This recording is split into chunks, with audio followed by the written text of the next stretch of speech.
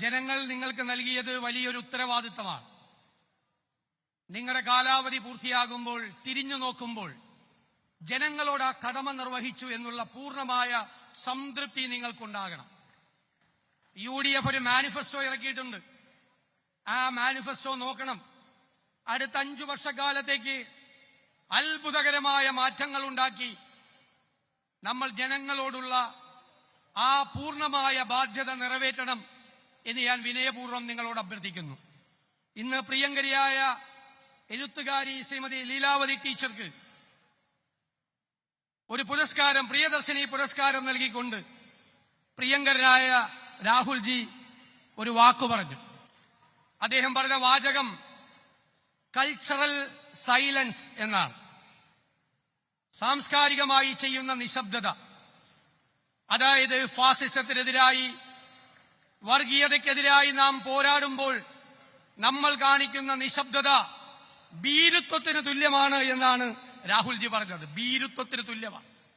ഞാൻ അദ്ദേഹത്തോട് പറയുന്നു, അദ്ദേഹം വർഗീയതയ്ക്കെതിരായി, ഫാസിസത്തിനെതിരായി ഉജ്ജ്വലമായ പോരാട്ടം നടത്തുമ്പോൾ അദ്ദേഹത്തിന്റെ സഹപ്രവർത്തകർ, കേരളത്തിലെ കോൺഗ്രസുകാർ നിശബ്ദത പാലിക്കുന്ന ഭീരുക്കളായി ഈ ഫാസിസ്റ്റുകൾക്കും വർഗീയവാദികൾക്കും മുന്നിൽ നിൽക്കില്ല എന്ന വാക്കാണ് എനിക്ക് നൽകാനുള്ളത്.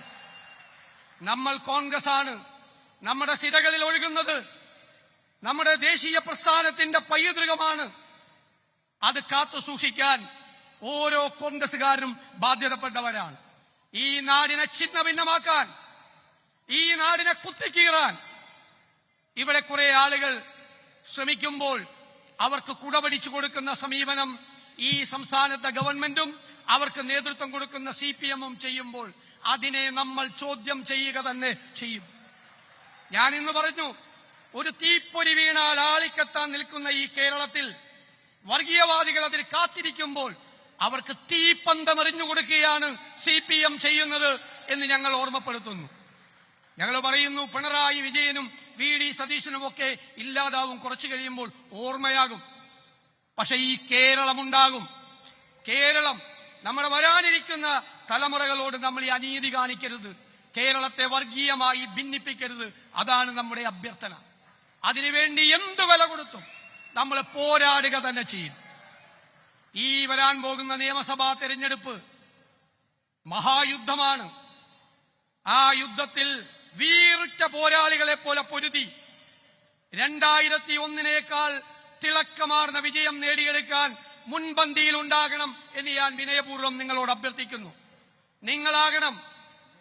നിങ്ങളാകണം ടീം UDF-ന്റെ മുഖവും ശബ്ദവും നിങ്ങളാകണം. എല്ലാ വാർഡുകളിലും ആ ടീം UDF-ന്റെ ശബ്ദമെത്തിക്കാൻ നിങ്ങൾ ശ്രമിക്കണം. ഈ ചരിത്രത്തിലെ മഹാഭൂരിപക്ഷം നേടി മതേതരത്വത്തിൽ വിശ്വസിക്കുന്ന കേരള ജനത ടീം UDF-ന്റെ ഉജ്ജ്വലമായ തിരിച്ചുവരവിന് വേദിയൊരുക്കുമെന്ന് ഞാൻ പൂർണ്ണമായി വിശ്വസിക്കുന്നു. അതിനുവേണ്ടി പോരാടണം എന്ന് വിനയപൂർവ്വം പറഞ്ഞുകൊണ്ട് എന്റെ വാക്കുകൾ ചുരുക്കുന്നു. ലോകത്തെവിടെയായാലും ഏത് സമയത്തും 24 വാർത്തകളും ഓഗ്മെന്റഡ് റിയാലിറ്റി പാക്കേജുകളും എക്സ്പ്ലെയിനറുകളും വിശദമായി കാണാൻ ഞങ്ങളുടെ YouTube ചാനൽ നിങ്ങൾക്ക് സബ്സ്ക്രൈബ് ചെയ്യാം.